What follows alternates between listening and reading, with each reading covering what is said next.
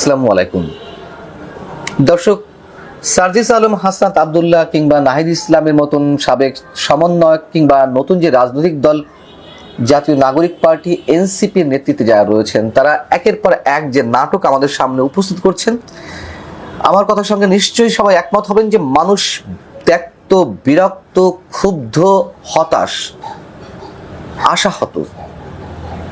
তার কারণ এ কথাও তো সত্য যে তারা যে নতুন বাংলাদেশ বিনির্মাণের স্বপ্ন মানুষের সামনে উপস্থাপন করেছিলেন, মানুষ তাতে আস্থা রাখতে চেয়েছিলেন, কিন্তু দিনের পর দিন যা চলছে, যা তারা দেখাচ্ছে, এখন তাদের রাজনৈতিক ভবিষ্যৎ নিয়েই মানুষের মনে নানান ধরনের প্রশ্ন উঠেছে।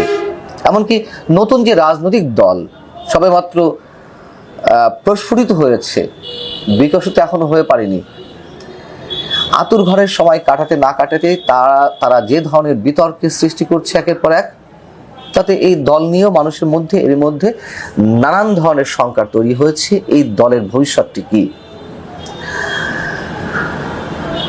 হাসনাত আবদুল্লাহ, নাহিদ ইসলাম, সার্জিস আলম, এদের মতো মানুষরা নিঃসন্দেহে সেলিব্রিটি হয়েছেন, নিঃসন্দেহে এই বয়সেই তারকা রাজনীতিবিদ হয়ে উঠেছেন। কিন্তু তারকা রাজনীতিবিদ হয়ে উঠলেই সেই নক্ষত্র পতনের সময়ও সম্ভবত খুব বেশি সময় লাগে না।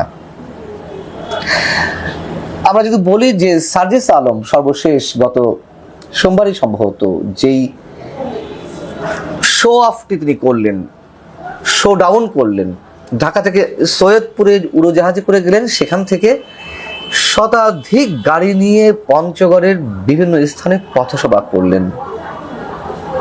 কি মনে করলেন নিজেকে? কি হিসেবে উপস্থাপন করলেন মানুষের সামনে নিজেকে? তিনি বিশাল কোনো নেতা হয়ে গেলেন। এই যে নতুন রাজনৈতিক বন্দোবস্তের নমুনা, হাসনাত আবদুল্লাহ সেনাবাহিনীর বিরুদ্ধে নানান ধরনের মন্তব্য করছেন, সেনাবাহিনীকে উড়িয়ে দিচ্ছেন, ক্যান্টনমেন্ট রাখবেন না, এটি নতুন রাজনৈতিক বন্দোবস্তের নমুনা।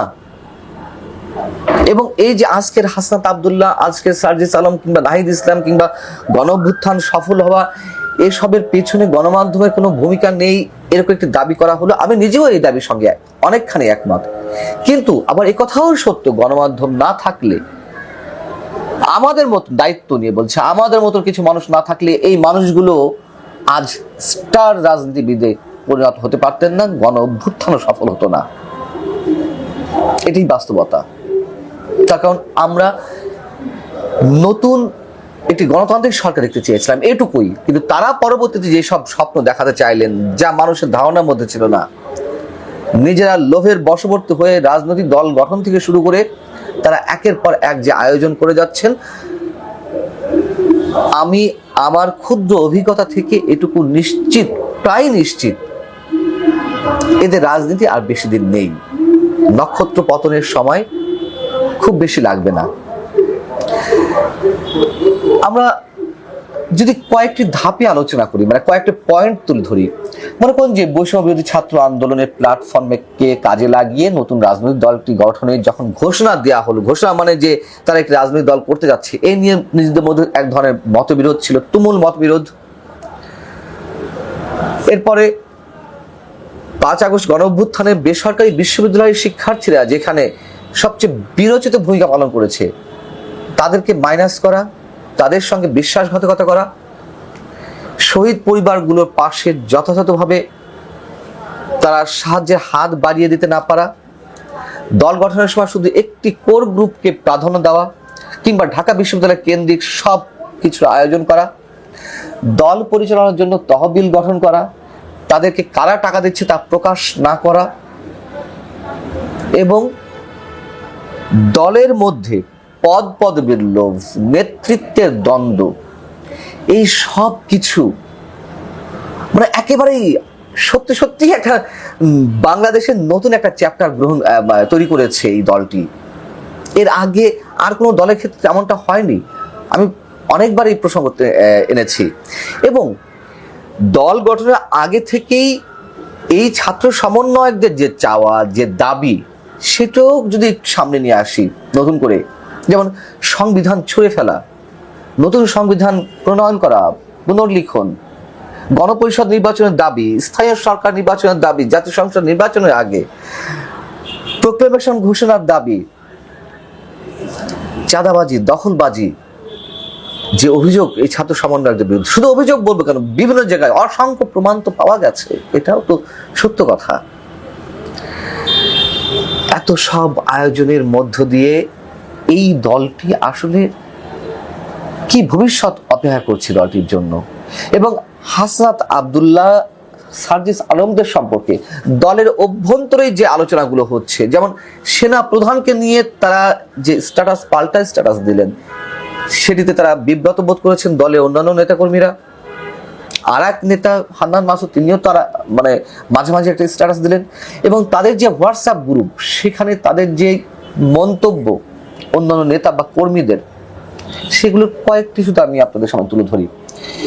কেউ লিখছেন যে গুটি কয়েক ব্যক্তি তাদের ব্যক্তিগত চিন্তা প্রসূত কথাবার্তা কোনো ধরনের সাংগঠনিক সিদ্ধান্ত ছাড়াই বাইরে প্রকাশ করছেন। ব্যক্তিগত রাজনীতি হাসিলের জন্য তারা যখন যা ইচ্ছে বলে বেড়াচ্ছেন, সেগুলো যে স্ববিরোধী হয়ে যাচ্ছে সেটা নিয়ে তাদের কোনো উদ্বেগ নেই। যদি সেলিব্রিটি ফেস, কন্ট্রোভার্সি আর পপুলিজম দিয়েই রাজনীতি করতে চান, তাহলে আমাদের পার্টি থেকে বাদ দিয়ে টিকটকারদের এনে বসিয়ে দিন। এটি তাদের হোয়াটসঅ্যাপ গ্রুপে তাদের বিভিন্ন পর্যায়ের নেতারা একে অপরের সাথে মন্তব্য করছেন। আরো যদি কয়েকটি মন্তব্য শোনায়, আরেকজন লিখছেন, একটি দলের সদস্য হয়ে ব্যক্তিগত জনপ্রিয়তা অর্জনের রাজনীতি করবেন না, দলের কথাও ভাবতে হবে। কেউ লিখছেন, গত সাধারণ সভায় আলাপ উঠেছিল বেকরমের কেউ যাতে হুটহাট ফেসবুকে পোস্ট না দেয় এবং নিজেরা আরো বেশি অ্যালাইন হয়। আরেকজন লিখছেন, আপনারা আমাদের ডেকে আপনারা জানিয়ে দিন যে আমরা অনেক পপুলিস্ট, এইভাবেই রাজনীতি করব, ইচ্ছা হলে থাকেন, না হলে চলে যান। কেউ লিখছেন, দল গোল্লায় যাক, ওনাদের অলওয়েজ লাইমলাইটে থাকতে হবে। সার্জিস আলমরা লাইমলাইটে থাকবেন, হাসনাত আব্দুল্লাহ কিংবা আসিফ মাহমুদরা লাইমলাইটে থাকবেন, তারা হেলিকপ্টারে চড়বেন, হেলিকপ্টারে চড়ে পাশবিকতার শিকার, মৃত্যুর মুখে ঢুলে পড়া কোন এক শিশুর জানাজায় তারা উপস্থিত হন। এই রাজনীতি বাংলাদেশের মানুষ চায় না। এই রাজনীতি বাংলাদেশের মানুষ অনেক আগেই প্রত্যাখ্যান করেছে। হ্যাঁ, টাকা খেলা তো হয়, নির্বাচনে এলেই টাকা খেলা হয়, কিন্তু কোন নতুন রাজনৈতিক বন্দোবস্তের কথা এই ছাত্র সমন্বয়কে আমাদের সামনে হাজির করলো? কি নতুন বাংলাদেশ তারা বিনির্মাণ করতে চান? এবং এই গণমাধ্যমগুলোর দায়ও রয়েছে। এই ছাত্র সমন্বয়কদের ডেকে 25, 26, 27 বছরের ছেলে মেয়েদের ডেকে বসানো হয় সিনিয়র মোস্ট পলিটিশিয়ানদের সঙ্গে, সিনিয়র মোস্ট জার্নালিস্টদের সঙ্গে, সিভিল রাইটস অ্যাক্টিভিস্টদের সঙ্গে, সুশীল সমাজের প্রতিনিধির সঙ্গে। এদের তো পোয়াবারও হবেই যে কি না কি হয়ে গেছি, কিন্তু যতই মনে করুন না কেন কি না কি হয়ে গেছি, এই কি না কি হয়ে যাওয়াটা যে কোনো সময় পতন করতে পারে। আমরা নুরুল হক নুরুকেও দেখেছি, তিনি তাও তো একটা রাজনৈতিক দল গঠন করে তার নেতৃত্বে আছেন, মোটামুটি মেকানিজম করে যে কোনো জায়গায় একটা আসন নিশ্চিত করেছেন, এমপি হতে পারেন, কিন্তু তার তো একটি বিশাল সম্ভাবনা ছিল একটা তুমুল জনপ্রিয় দলে পরিণত হওয়া। এই নুরুল হক নুরু তিনি নিজেও তার সীমানার গণ্ডি ছাড়িয়ে অনেক কিছু করে ফেলেছেন, বিধায় আজকে এখানে এসে দাঁড়িয়েছেন। কিন্তু এই যে ছাত্র সমন্বয়করা, হাসনাত, সার্জিসরা, আমার ধারণা তাদের ক্যারিয়ার, পলিটিক্যাল ক্যারিয়ার অঙ্কুরেই শেষ। এটি একেবারে আমার ব্যক্তিগত ধারণা। শতাধিক গাড়ি নিয়ে বড় বড় কথা বললেই রাজনীতি করা যায় না, সেনা প্রধানের বিরুদ্ধে বৈপ্লবিক কথাবার্তা বললেই রাজনীতির শক্ত ভূমিকা পালন করা যায় না। মানুষ এখন অনেক সচেতন।